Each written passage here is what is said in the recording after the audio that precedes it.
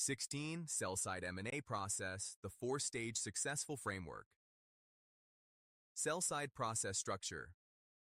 Sell-side M&A follows a structured four-stage process from initial sale preparation through final closing and transition. Each stage requires different deliverables and involves distinct stakeholders with specific responsibilities. Understanding this framework helps sellers maximize valuation while managing confidentiality and operational continuity. Stage 1.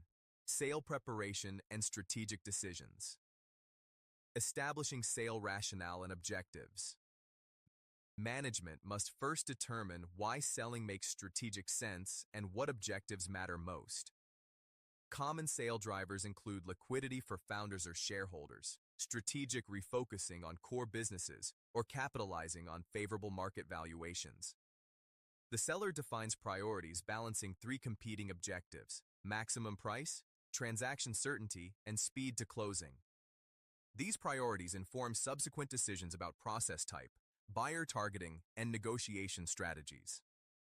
Selecting accountants prepare quality of earnings analysis, normalizing EBITDA by adding attention but sacrificing confidentiality. Targeted auctions approach 15 to 30 carefully selected buyers, balancing competition with negotiated sales involve exclusive discussions with on seller priorities, business sensitivity, and market conditions. Stage 2. Marketing and buyer outreach. Information memorandum preparation. Investment bank advisors prepare the information memorandum presenting the investment opportunity. The IM provides comprehensive business overview, including company history and operations, management team profiles, product or service descriptions, financial performance with historical results, market position and competitive landscape, and growth opportunities with strategic initiatives. The IM typically spans 30 to 60 pages with financial exhibits and supporting materials. Sellers generally avoid specifying asking price in the IM, allowing buyers to propose valuations based on their strategic rationale.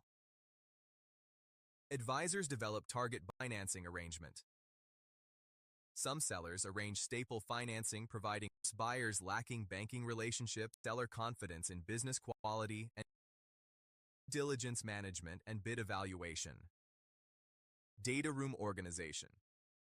After IM distribution, advisors establish virtual data rooms containing detailed company information. Data rooms organize documents by category, including financial statements and tax returns, material contracts with customers and suppliers, intellectual property documentation, employee agreements and benefit plans, regulatory filings and permits, and operational data like production reports. Sellers assign dedicated personnel responding to buyer information requests promptly and accurately. Transparent communication during diligence builds buyer confidence and supports valuation. Letter report. Purchase agreement. Stage 4. Negotiation, closing, and transition support. Purchase agreement negotiation.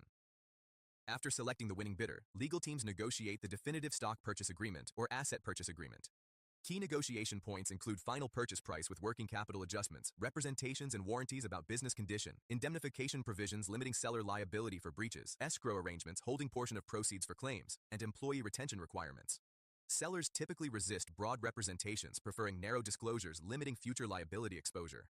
Regulatory approvals and closing. Between signing and closing, parties obtain required regulatory approvals. In the United States, transactions exceeding size thresholds require Hart-Scott-Rodino antitrust filings. Foreign buyers may face CFIUS national security reviews for sensitive industries. Industry-specific regulators provide approvals before ownership transfers. Closing involves final purchase price adjustments, funds transfer to seller, delivery of stock certificates or asset deeds, and public announcement coordination. Post-closing transition support. Sellers provide transition assistance supporting buyer integration efforts. Typical obligations include knowledge transfer through training and documentation, customer and supplier relationship introductions, key employee retention for specified periods, and operational continuity support during system migrations. Purchase agreements often require seller cooperation for 90 to 180 days post-closing. Fulfilling these obligations maintains seller reputation and ensures earn-out payments if applicable. Successful transitions depend on seller willingness to facilitate integration rather than simply collecting proceeds and departing.